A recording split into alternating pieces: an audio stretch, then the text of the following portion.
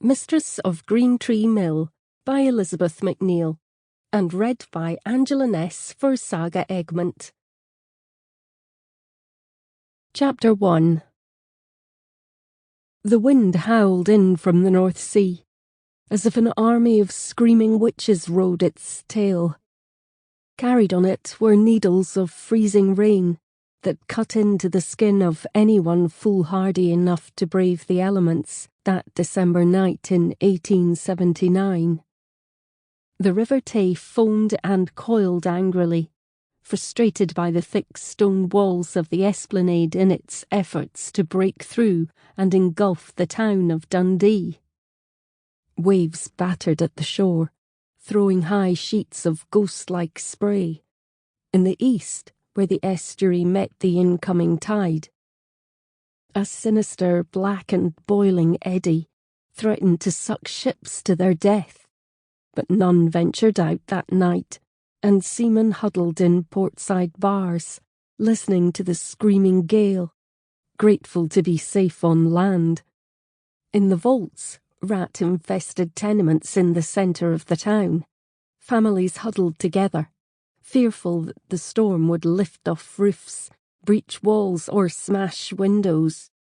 Children clung to their mothers, who flinched at each blast, which swept round flimsy doors and filled the hovels with an icy chill. Even in the comfortable turreted mansions of the men who owned the mills and factories in the city by the Tay, there were many furrowed brows. "There'll be a fair amount of damage to repair when this blows itself out. How will that affect the profit margins?" the magnates asked. The Exchange Coffee House stood on a corner overlooking Dundee harbour. Normally very busy, tonight it was empty, and only the storm raged its way through the swinging doors as David Mudie, tenant of the establishment, paused in his polishing of the brass-railed counter and raised his head to listen to the wind's threats. "I hope Martha's got the sense to stay in Newport and not come home in this," he thought. His worries were interrupted by the arrival of a brave patron, huddled in a thick coat and wiping his wet face with the end of a dripping scarf. "My word, David, what a storm! There's chimney pots down all along the street. Oh my, there'll be some clearing up to do the morn." He spoke with the cheerfulness of someone who had nothing to lose in the Holocaust, as he sank his moustache into one of David's steaming cups of coffee. Two children in their nightclothes stood close together at the bay window of the flat above David Mudie's head. His daughter Lizzie was 6 years old, a serious-looking child with curling brown hair, high cheekbones, and slanting green eyes under heavy lids that made her look like a little Eskimo. Her arm was placed protectively around the shoulders of her brother Georgie, 2 years younger, who had the delicacy of a consumptive with pale, anxious eyes, blonde hair, and translucent skin that should have belonged to a pretty girl.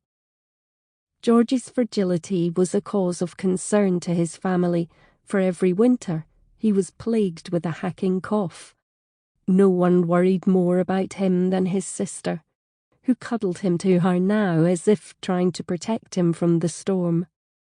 Lizzie was as strong as a little pony, as loving as a devoted mother, resilient and reliable, eager to grow up and help her parents, whom she adored. She and Georgie stared round-eyed at the masts of the tall ships moored in the dock below the flat. They creaked and bent like beleaguered trees beneath the tearing gale. When the children saw this, they shuddered and said, "Oh." When the sheets of rain flooded over their window glass, they screamed in delighted unison and clutched each other.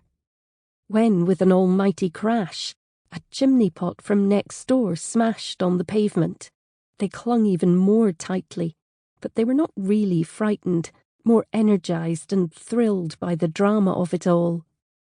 Being children, they had no notion that the storm might threaten their own lives. Their delight was interrupted by an Sample complete. Ready to continue?